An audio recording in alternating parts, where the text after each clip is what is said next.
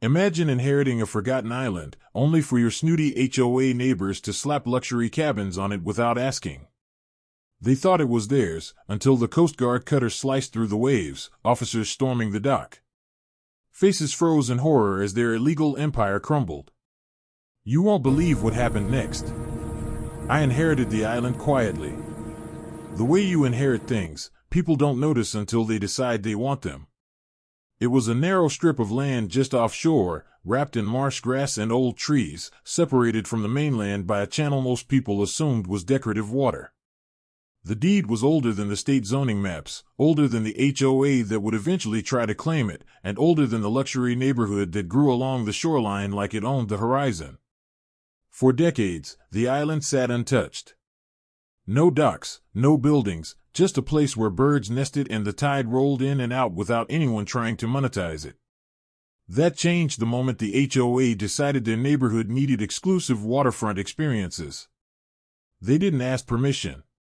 They didn't research ownership. They assumed that because residents could see the island from their patios, it must belong to them. What would you do if someone built on your land without a word?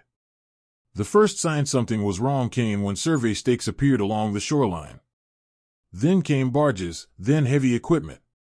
I found out the same way everyone else did, through glossy marketing emails sent by the HOA advertising private island cabins available for short-term luxury rentals. Sunset views, paddleboard access, eco-friendly design, premium pricing, the kind of thing that sounds harmless until you realize it's sitting on land you own. By the time I reached the shoreline to see it for myself, the damage was already done. Cabins were going up fast. Prefabricated structures dropped into place like they'd always belonged there. A dock extended into federally navigable water. Kayaks were stacked neatly on racks. The HOA logo was everywhere, stamped on signs claiming private amenities and restricted access. Picture this, your peaceful inheritance turned into an unauthorized resort overnight. How would that make you feel? I contacted the HOA first, thinking this was a mistake. That illusion died quickly.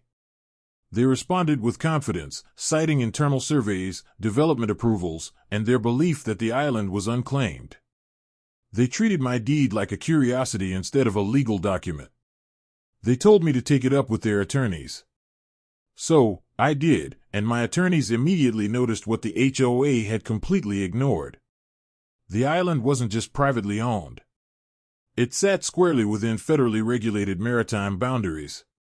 The shoreline shifted with the tide, meaning the land triggered overlapping jurisdictions involving the Coast Guard, environmental protection agencies, and navigable waters law. Any construction required federal permits. Any dock required federal approval. Any commercial activity required federal oversight. The HOA had none of it. While they were booking rentals and collecting deposits, my legal team filed notices with every agency that mattered. We didn't need drama. We needed enforcement.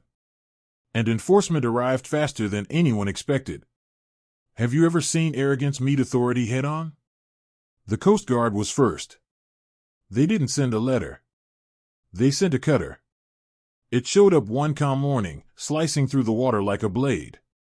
Uniformed officers stepped onto the dock the HOA had just finished advertising as a premium feature. They inspected pylons, measured distances, reviewed GPS coordinates, and documented everything. What they found was a nightmare for the HOA. Unauthorized structures in navigable waters, illegal commercial use, environmental disruption, trespass on private land, federal violations stacked on top of state and local ones. By the afternoon, rental guests were being escorted off the island. The dock was closed. Cabins were posted with federal notices declaring the site under investigation. The HOA's marketing pages vanished overnight. Refund emails went out in waves as panic spread through the board. Can you imagine the chaos in those board meetings? The news cycle picked it up immediately. A luxury HOA accused of illegally developing a private island without permits is the kind of headline that writes itself. Drone footage showed the cabins from above, pristine and empty, surrounded by patrol boats and enforcement tape. The contrast was brutal. Investigators didn't stop at the island. They moved inland. HOA financial records were subpoenaed. Construction contracts were examined. Emails were pulled. It became clear very quickly that this wasn't ignorance. It was arrogance. Board members had been warned internally about federal oversight and chose to proceed anyway, assuming fines would be cheaper than delays. They were catastrophically wrong. Federal maritime law doesn't do slaps on the wrist. It does seizures. The island was temporarily taken into federal custody pending resolution. The HOA lost access completely.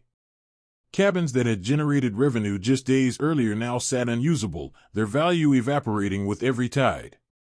Environmental agencies added their own findings: protected grasses disturbed, nesting areas compromised, and proper waste management systems installed too close to the waterline.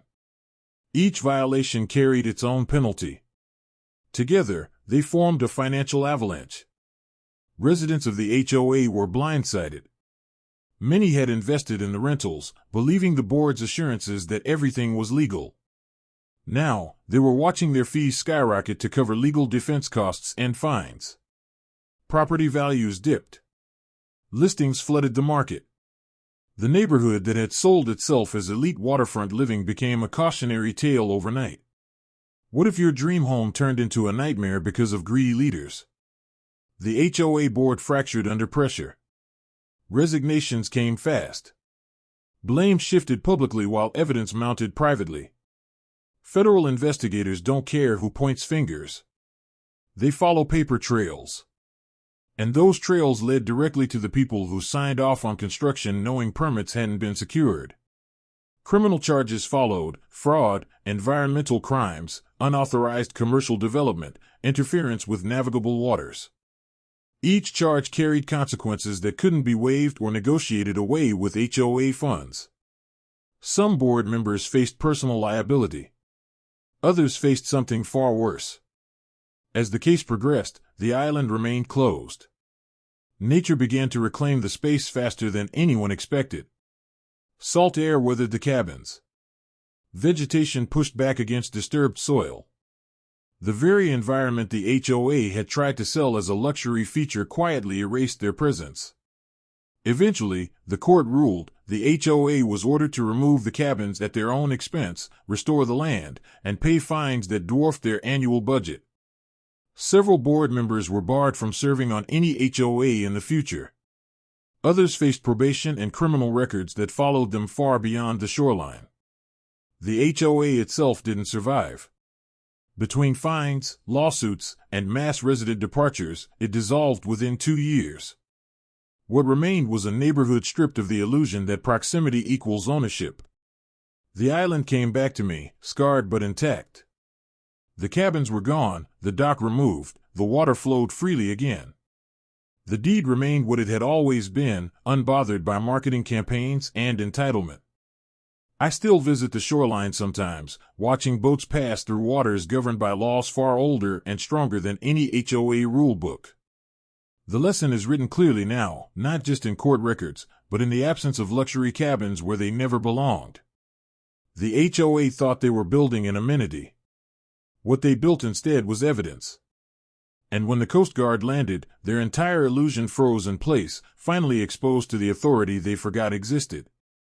If you've dealt with an overreaching HOA, drop your story in the comments. What happened? Hit like if justice prevailed here, and subscribe for more wild tales. Thanks for watching.